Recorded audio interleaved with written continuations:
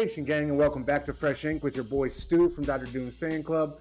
This is the show where I spotlight my favorite new comic book releases and why they're worth picking up.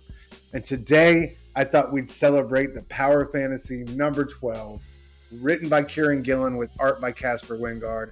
Across these first 12 issues, the Power Fantasy has evolved from a slow burn character drama into one of the most cerebral and daring superpowered sagas in comic books. So let's get into why I love this issue so much. With the Power Fantasy, Kieron Gillen and Caspar Wijngaard built a world where power isn't just a gift, it's a political tool, a weapon of ideology, and a reflection of guilt. What began as a grounded exploration of myth and technology has spiraled into a study of ego and empire, following the Atomics, which are a fractured team of enhanced individuals who are shaped by propaganda and trauma and the ghosts of 20th century history. Each issue chips away at the illusion of control, showing that, quote, power in this universe is never absolute. It's negotiated, it's corrupted, and it is always personal. By the time we get caught up with where we are today in the story, Gillen and Wijngaard have turned the series into a hall of mirrors. Heroes confronting not just their enemies, but the uncomfortable question of what they've become in pursuit of this greater good. Issue 12 kicks off a new arc, and everything has already kind of been set in motion here. The morally gray alliances, whispered betrayals, and world-shaking powers are no longer theoretical. Tensions among the Atomics are about to snap, and Lord knows what the fallout is going to be when they do. We open in Melbourne, 1999, just after the shocking, quote, death of Etienne, but was it really? We'll find out soon. At the hands of Eliza Hellbound and Jackie Magus, a stunning attempted assassination which finished up our first arc in the last issue. Some of the Atomics are reeling, especially Valentina, who angrily rejects the notion that it was necessary, and she departs in fury. The issue then dives into a flashback of Etienne's birth. We find out Etienne was born on August 6, 1945 in Paris, the day the U.S. dropped the atomic bomb on Hiroshima. Nearly stillborn at birth, he was essentially in a coma as a newborn baby, having survived a deadly car crash that killed the rest of his family. And it's here where his powers first manifest, manipulating the doctors for better care when they normally show none of that kindness to an orphaned, catatonic black child. We see him perform his first consciousness transfers and eventually leave the hospital some 7 years after first being admitted, when he's able to find the comatose body of a black child to inhabit.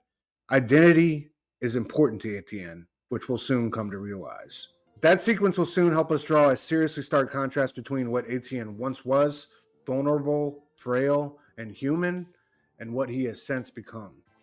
Back in the present, Valentina floats into the upper atmosphere above Earth, looking for Etienne, reaching out for his voice, his presence, eventually tracking him to a super discreet, hidden underground base in New York City.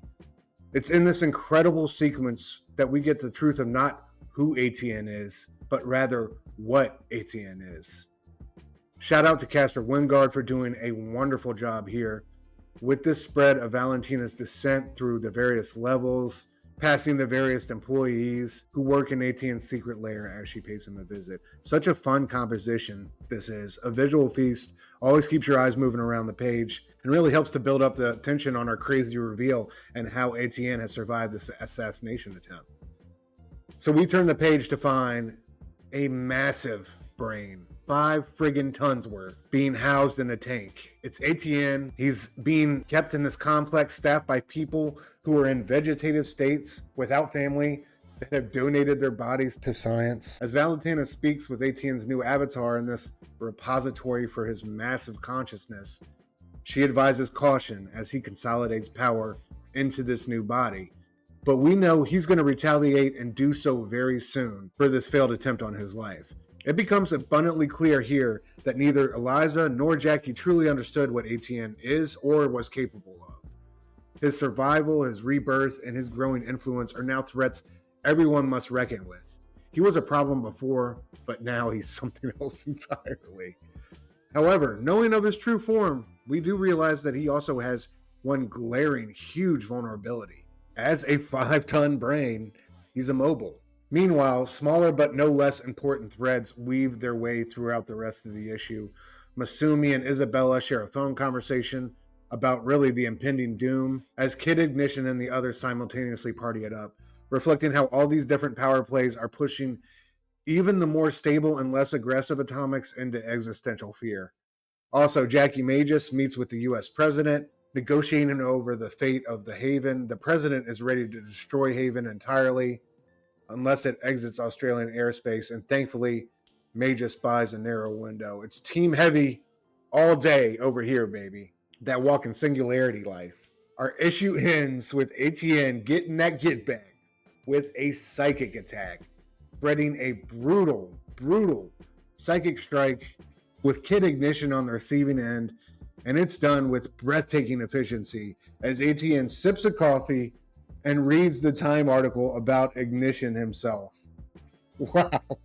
Just like we saw him deliver in one of the very first shocking moments of the series, I'll never get over how cold-blooded this dude can be, just sitting at a cafe or on a park bench, reading a magazine and sipping tea. What makes issue 12 land so hard is how Gillen balances the spectacle with feeling.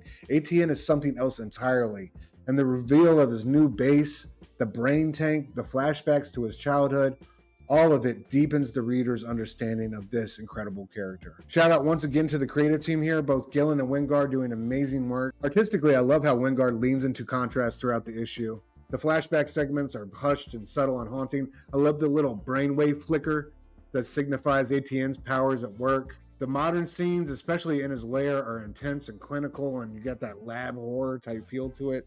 Brain tanks and cryptic technologies and shady employees that are in vegetative states and somehow upright and working. There's always a sense of too much power held by too few people in this book. And I love how it's a karmic return on the human race deciding to, unleash atomic power. By the close, Power Fantasy issue number 12 has done what it set out to do. It has escalated our stakes. Etienne is alive, reborn, dangerous as hell, and has squandered no time in letting his enemies know that they misjudged him. Alliances are cracking, we got governments ready to pounce, and the atomics are heading towards a serious fracture. The powder keg hasn't blown all the way just yet, but man, this issue helps light the fuse in every direction. So I sincerely implore you to check this series out. If you're a fan of X-Men or quality, high-concept superhero dramas, this one is for you. Power Fantasy number 12, y'all. Written by Kieron Gillen with art by Caspar Wijngaard. Can't recommend it enough. Think it is criminally slept. That's it for me this time, gang. As always, make sure you're subscribed to Dr. Doom's Fan Club with those notifications on so you don't miss out on any more great comic book content. Till we meet again on Doomsday.